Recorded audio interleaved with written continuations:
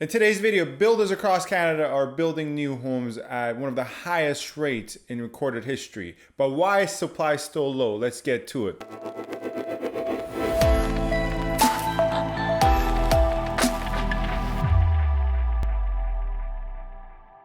Hello everyone, this is Sam from SaberiSixRealEstate and Remax Realtron Realty Inc. As always, you can find my contact information in the description box with regards to my Gmail, my Instagram, and my office. Feel free to get in touch with me with any questions you may have with regards to topics covered in this video, topics covered in other videos, or if you have any general inquiries with regards to the Toronto/GTA real estate market. For one last time, before we get into the point of today's video, I have a post up on my community tab. Feel free to go ask your questions. I will cover the questions and answers in a future Toronto real estate Q&A video. So feel free to ask your questions. Most of you actually have asked me via Instagram and Gmail, but feel free to ask me your questions and I will cover the answers in a future video. And once again, as I always say, feel free to subscribe, comment, rate, and review. Your support in that regard is greatly appreciated as always, but you're not obliged to do so whatsoever. Anyways, enough of that. Let's get to the point of today's video, which, as you can see from the title and the intro, is housing construction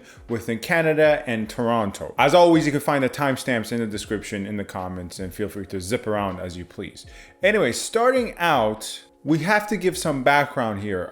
First and foremost, the numbers I'm going to discuss in today's video is based on a wonderful report by RBC. There will be the link in the description. Go read the report yourself as well. Credit to them for this wonderful report, and I'm going to go through some of the major takeaways here. But obviously, the general background we need to have for these numbers is where we're at and where we have been at. When the worldwide event initially started, and I apologize, I have to speak in this code, but the worldwide event, I think we know, most of us know what I'm referring to. When this worldwide event started, it triggered a sharp drop in interest rates. And that, in conjunction with the fact that household savings were increasing at a higher rate than before, due to the worldwide event, really caused an influx of capital and money into the housing market. Of course, these were parallel to most people's household needs, at least at the start of the worldwide event, where people were looking to branch out further into the suburbs, where most housing options were freehold, semi-detached, detached, or townhome, and not so much in the metropolitan areas. Although that has changed in terms of day-to-day and more microscopic buyer demand and supply trends at the beginning of the worldwide event. At least that's what we saw. That's why we saw unprecedented increases in percentage and price points in far out regions in the east of the GTA, for instance, in Durham, and in the west around Milton, even west of Milton, north in Aurora, Newmarket, King City, Georgina. There was clearly a exodus of buyers from central areas of the GTA and the city of Toronto. Once again, this is no longer the case now in the most recent months because things have changed and people have grown accustomed to living in the city once again, both in terms of freehold options and condominium options. Thus, this trend was far more pronounced in the beginning of the worldwide event. However, the point here is the drop in interest rates and the liquidity that existed within the market obviously increased demand. And as we know, when demand increases and so does the average price of a given commodity, so does supply. That's one of the basic laws of supply, right? As the price of a good increases, the supply side of things is going to supply more. The quantity supplied is going to get increased. Sellers and builders are more incentivized to produce more. Obviously, in this case, sellers are also going to become buyers in most instances. So that does change matters a bit. So let's focus on home builders, and that's what we're going to do. But more to the point, obviously, builders see an increase in demand and prices and are far more incentivized to produce more. And that's what's exactly happened since March 2020 to the point of this video, which is being recorded in September of 2021. If we take a look at the last 12-month period, builders have started new housing projects and new housing constructions defined here in this report and in this video as a housing start more than any other point in time since 1977. And that figure within the last 12 months is 260,000 housing starts. Now, when compared to the rolling average of 2015 to 2019, which was around $206,000, this represents a 23% increase and about 56,000 new units in quantity as an increase. So a 20% increase over the rolling average of the last 5 years is nothing to sneeze at, and it's very, very noticeable. If we take a look at this wonderful chart, which you can also find online and it's interactive, you can see the specific numbers. Now, obviously, the most recent big drop in memory occurred in June of 2008 around the financial crisis. So as we can see, the drop there was very pronounced, dropping from a figure of 228,000 housing starts in June 30th of 2008 to 149,000 housing starts. Once again, as you can see, the graph here clearly illustrates that large drop that occurred, and that's the most recent large drop that we've dealt with. However, the market did not react accordingly, at least according to this graph, insofar as housing starts are concerned across Canada. When we look at the start of the worldwide event, which was, we can put around March 2020. March 2020 to the next period, we saw a very, very marginable and almost negligible dip in housing starts, wherein we went from 211,000 starts to 203 in the following subsequent month. Once again, a fall, but a fall far less than most people would expect in terms of the real estate market really reacting to the worldwide event in March of 2020, and paling in comparison to what we just discussed in 2008. But what does not pale in comparison is the sharp increase we see as explicated here on the graph, wherein once we experience this marginal dip, all of a sudden we see an abundance of production starting from September of 2020.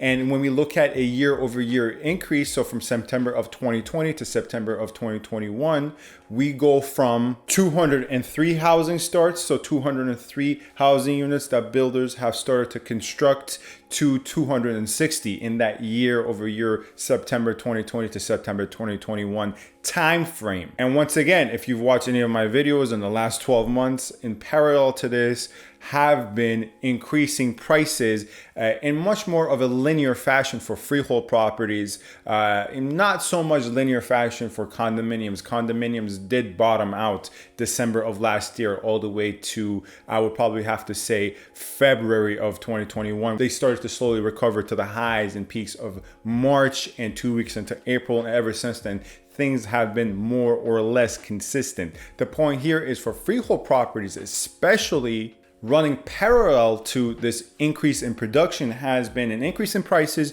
an increase in demand, rampant bidding wars that have subsided somewhat in more recent months, along with number of transactions subsiding a bit and the buyer competition. What has not subsided, coincidentally, has been the prices. Feel free to take a look at my most recent TREB monthly resale market report for August, and the month before that, July. It is, on the spectrum of things, still a seller's market, but the number of transactions have dipped, so has supply. And although bidding wars and buyer competition still very ubiquitous and still very unbuyer friendly, still far less than the highs we were dealing with, once again, back in April into a couple of months into the summer. One thing we have to very much so keep in mind, and we can actually use this caveat as a transition into the next topic, is that this is housing starts, right? This is not to be confused with housing completions, right? Not new units built, but new units started to be built. The commencement of construction, not the completion of construction, right? And when you're looking at freehold properties, you're usually looking at the range,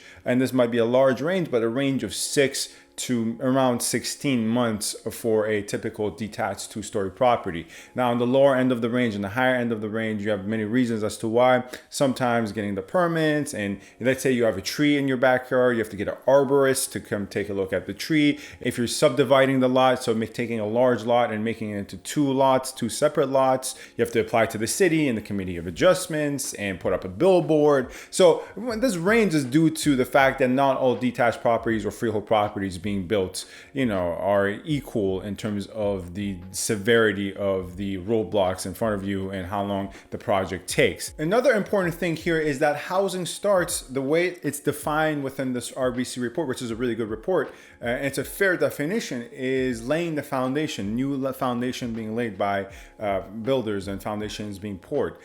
Sometimes what you actually do have is new constructions, new freehold properties under construction that are not changing their former structure's foundation. They're actually tearing down the structure upon the foundation, yet nonetheless they're keeping the previous foundation and they're simply constructing on top of the previous foundation. That technically is not considered a new property, and builders sometimes do this because when they do this, they can avoid certain protections that legally they would have to provide buyers of newly constructed units. So there might be a few housing starts where there are newly constructed properties, practically speaking, but on paper and technically speaking, they are not new housing starts. So with this in mind, we can transition into why is supply still an issue? Well, supply still remains an issue because homes constructed historically, as you can see from this chart, homes commencing constructions are always ahead of homes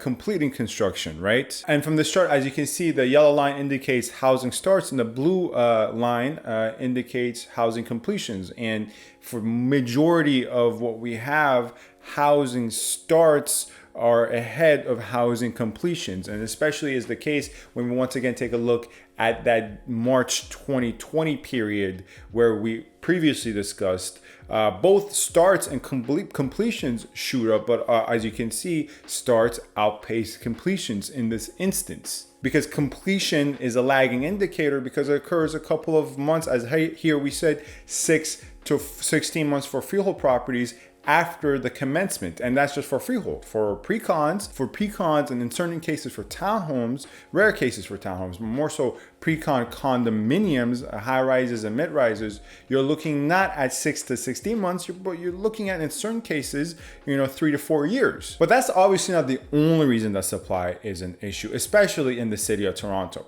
Because when we look at just the city of Toronto, not only are completions not also up from the city of Toronto as much as they are up across Canada, but starts as well. Even starts here in the city of Toronto are a little bit dull when compared to the rest of Canada. So keep in mind, however, once again, that this is only with regards to the municipality of Toronto, nothing else. You see that the only housing type that is up in terms of when compared to the last 5 years, 4 to 5 years, is condominium apartments. Every other housing type is down in terms of starts. Once again, we're looking at the last 12 months versus the last 4 to 5 years. And part of this obviously has to do with the fact that it's much more difficult to develop in the city of Toronto. I mean, land is scarce. There's high competition for land. Obviously, this applies to condominiums as well, but especially for detached properties or lots that can be made into detached properties. That's why bungalows are at such high demand from builders and investors, because builders can make great use of bungalows to their own benefit and to the benefit, in theory, of the consumer as well, where they take a large lot where a bungalow is structured upon and they tear down the bungalow, they subdivide the lot and build two detached, much smaller, obviously, in terms of lot width, right? Or lot frontage, rather, much smaller, but they built two separate detached properties, wherein before there existed one detached bungalow on a larger lot, right? That's what a lot of builders do. But the point here is this is why lots are so valuable and land is so valuable, especially in the city of Toronto, because a lot of development obviously has occurred in the city of Toronto and land is more scarce. Residential land is more scarce. That's why condominiums, even, gas stations are being sold for 90 million and above in downtown Toronto, certain instances. Anyways, that's Sam from SaberiSixRealEstate and Remax Realtron Realty. Let me know if you have any further questions about anything discussed in this video. You can find my contact info in the description. Feel free to subscribe, comment, rate, and review. Thank you very much for watching. As I always say, I appreciate your time of the day, and I really appreciate the fact for those out there who enjoy my content and find it informative. I really do appreciate the fact that you take the time to view my videos. And yeah, thanks for watching. Stay safe and stay tuned. Thank you.